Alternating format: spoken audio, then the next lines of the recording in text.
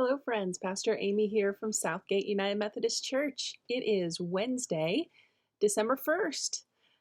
It is December, and that means, among other things, that we get to start on our Advent calendars.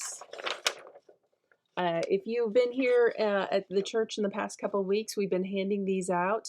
They've been rolled up with handmade magnets made by our Southgate kids.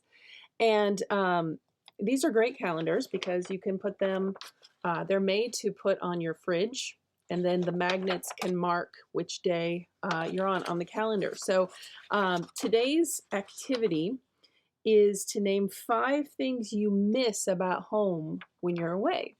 So talk about homesickness. And I'm so grateful for Lisa for preaching for me last Sunday about it. She started off our series Close to Home. And the first theme was about being homesick. And it speaks to our Advent longing for that home that in a way we've never really experienced, that home of a world as God intended.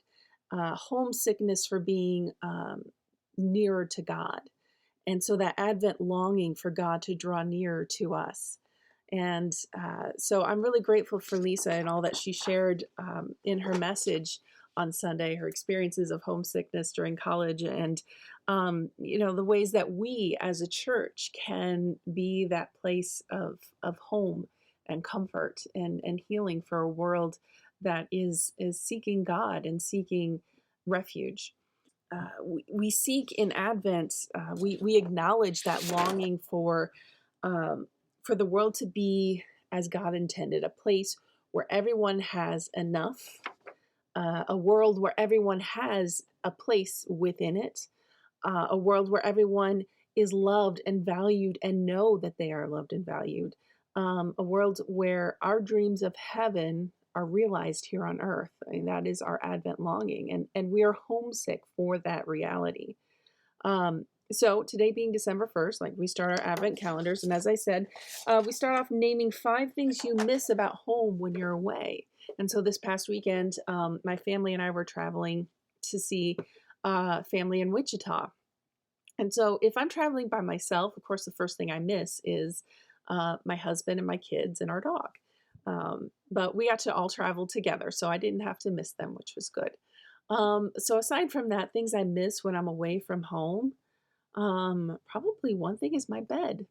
It's hard to sleep when I'm away because that bed is really, really comfy. We have a comfy bed, and I don't sleep as well anywhere else. And then I guess the other things that I miss have to do with just my space being the way that I like it.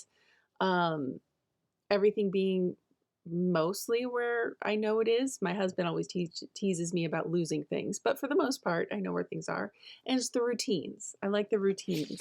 So those are things that I miss when I'm away from home. So I'd love to hear from you. What are things that you miss when you're away from home?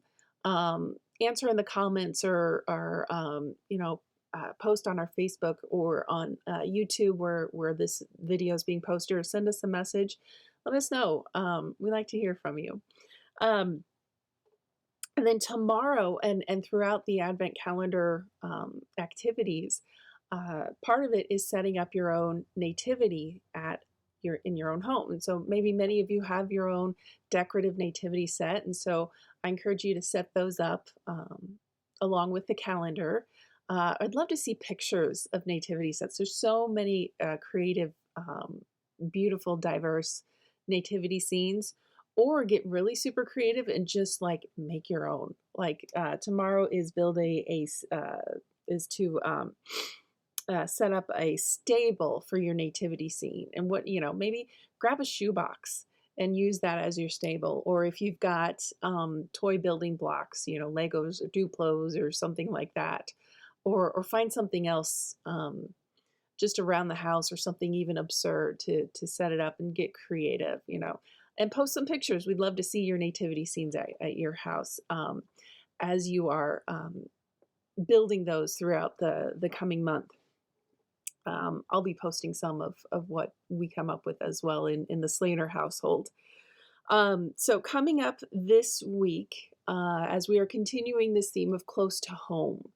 What does it mean to build a home and to make a space for God to draw near?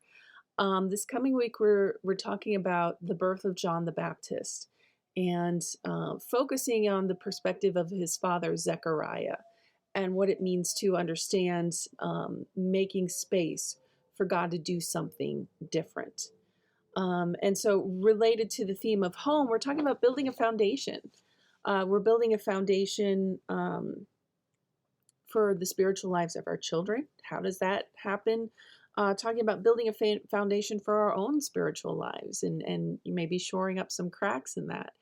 John the Baptist himself was the one foretold to come first to prepare the way.